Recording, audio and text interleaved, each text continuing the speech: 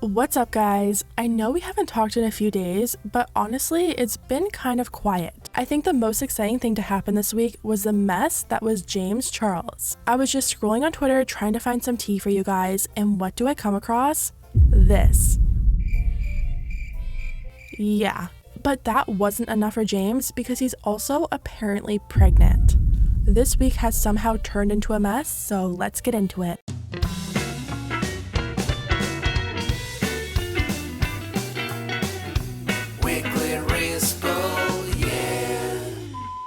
So let's start off with Jeffree Star and Morphe Cosmetics. Someone tweeted me and said, okay, so I go online to Ulta and I may be making a mountain out of a molehill, but is Morphe Brushes copying Jeffree Star? Where is T-Spill and all of the other drama channels? So the pictures attached were Jeffree Star's Blue Blood palette and his Green Money one. Morphe used to sell Blue Blood until they cut him off last year, but I think the Money one came out after he was cut off from Morphe.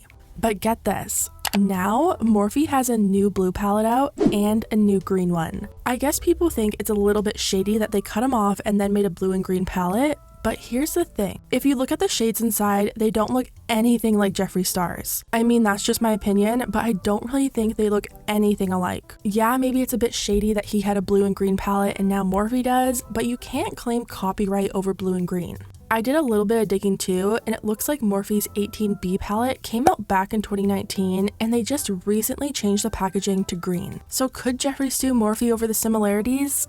I don't think so, even in the slightest, but let me know what you guys think. Moving on, let's talk about Ethan from H3H3 calling out David Dobrik. So recently, David came out with these puzzles called the $100,000 puzzle. Pretty much you spend hours or days trying to put together this puzzle that makes a QR code. Once you have the code, you scan it and you have the chance to win up to $100,000. Every puzzle is a winner and the prizes range from 25 cents to the grand prize of $100K. These puzzles have really been a hit. Like, you literally cannot go on TikTok without seeing a video of someone putting one of these things together. One of the most common comments I see is you guys asking me for money. So I finally figured out a way to get all of you guys money. I sound like a scam, but this isn't a scam. Listen, I made this puzzle. It's called the $100,000 puzzle by David Dobrik. That's me. So this is how it works. You get the puzzle, you start building it. It takes a while. How long? Like it takes a long time. You don't even have a cheat sheet to do it. And then when you're done, you take your camera on your phone just like that, and then you scan it because it's a QR code. And look. Now it'll load your prize, and you're going to 100% win, anywhere from 25 cents to $100,000. And I won 25 cents. You win, but sometimes you don't win a lot. But this is it. It's fucking sick. I'm going to leave this link in my bio. Go get one for yourself. Go get one for a friend for Christmas, whatever. And do me a favor, record your reaction because you're going to win anywhere from 25 cents to $100,000. So yeah, all right, good luck. I'll see you soon. The only thing I've noticed with these puzzles is that everyone seems to be really young. Since the puzzle is kind of like a lottery, it's pretty strange to see these young kids participating in it. Although, on the website it clearly does say anyone over 3 years old can play, but you have to be over 18 to claim the prize money. Ethan ended up going on a little bit of a rant on TikTok about the ethics behind the puzzle. He thinks it's weird because gambling would normally be regulated, but this puzzle you could literally buy as many as you want at any age. Sing too loud, dude. What you gonna do? I could hit refresh and forget. Yes, gambling can be a fun activity, but there's a reason that it's tightly regulated to make sure that it's honest and that it's being audited fairly and that it's not taking advantage of minors.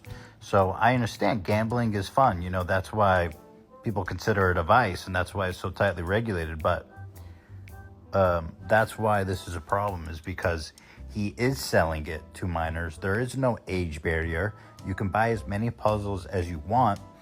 And it's not being audited and regulated like normal gambling is. So while it is fun, and I'm glad you had fun and that you're 18 years old, there's a lot of problems with this product that I don't think are okay. And I think is kind of immoral. And it's not a good precedent. I don't think it, I don't like it. I do kind of agree with him. I feel like you should have to be over 18 to even buy the puzzle. You couldn't go into a convenience store and buy a bunch of scratch tickets without being ID'd, so how is this any different? Next, let's talk about James Charles being pregnant. So James uploaded a video called 24 Hours Being Pregnant featuring my actual pregnant best friend. Definitely not what I was expecting to wake up to on a Friday morning, but here we are.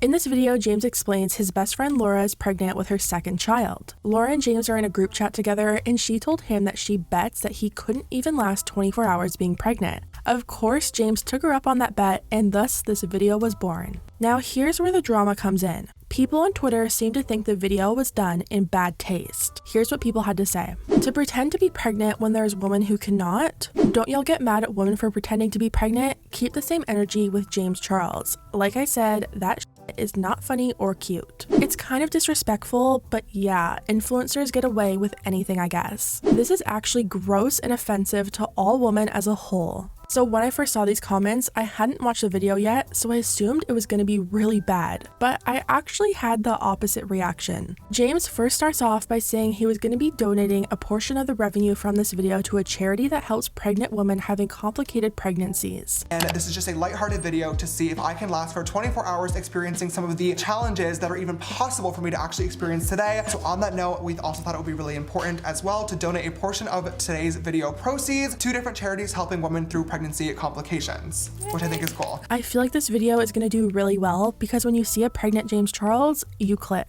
which means more money for the charity.